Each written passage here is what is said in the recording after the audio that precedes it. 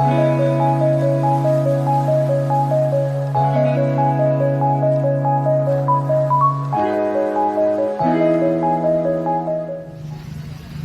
मैं हूँ वैशाली फ्रॉम बस टैक्स।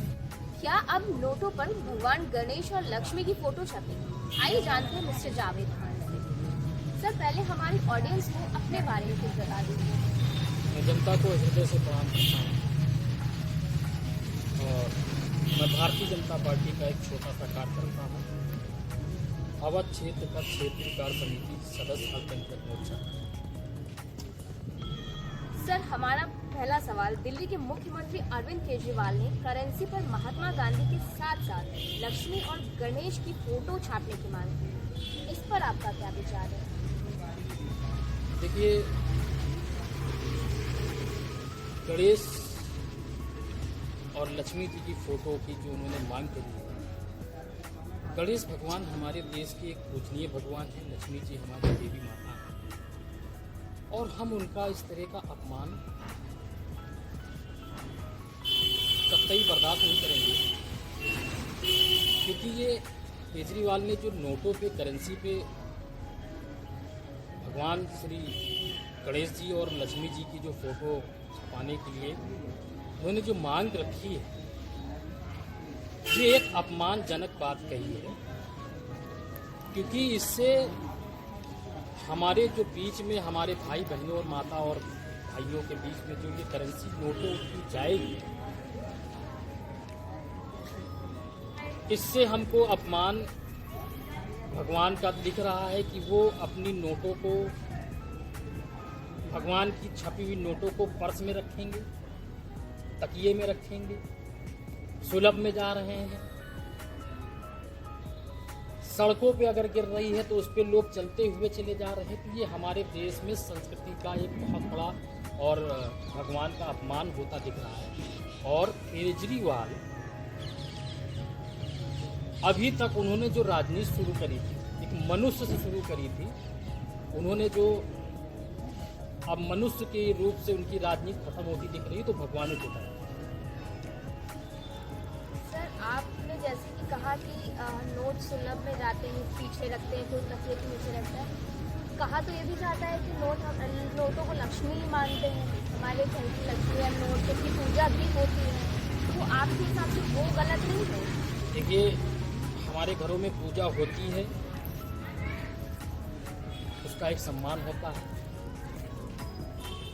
लेकिन जब करेंसी पे लक्ष्मी जी, भगवान लक्ष्मी जी की फोटो और भगवान गणेश जी की फोटो जब छप जाएगी, तो इसका अपमान आपको दिख जाएगा, क्योंकि केजरीवाल एक नास्तिक इंसान है और वो नास्तिक ही रहेंगे। सर, क्या आपको लगता है कि केजरीवाल ने ऐसा प्रस्ताव अपने कट्टर हिंदूवादी को दिखाना चाहते हैं, इसलिए उन्होंने ऐसा प्रस्ताव दिया है? केजरीवाल अपने आप को कितना भी सिद्ध कर ले, वो अपने आप को हिंदुत्व का नेता नहीं कहला पाएंगे, क्योंकि वो आस्तिक नहीं, नास्तिक है। हमारा संविधान धर्म पर आधारित होकर चलने की इजाजत नहीं देता है, तो क्या केजरीवाल का ये बयान लाइमलाइट में आने के लिए था, जबकि उनको ये पता है कि हमारा संविधान इस बात की इजाजत नहीं देता? बिल्कुल उनको संज्ञान है कि संविधान हमारा इस देश में संविधान बना हुआ है।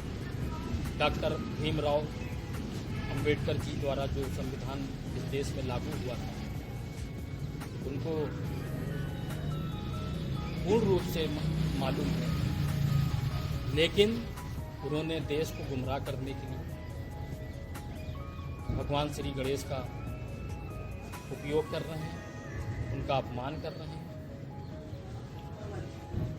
इस अपमान को हमारे देश की जनता उनको जवाब देगी और उसको बर्दाश्त नहीं। जैसा कि सर हमें पता है कि हिमाचल और गुजरात में चुनाव होने वाले हैं, तो केजरीवाल के इस बयान के चलते बीजेपी के विरुद्ध अपने आप को आगे दिखाने के लिए उन्होंने ऐसा बयान दिया है। केजरीवाल नास्तिक इंसान हैं और वो कितना भी नास्तिक इंसान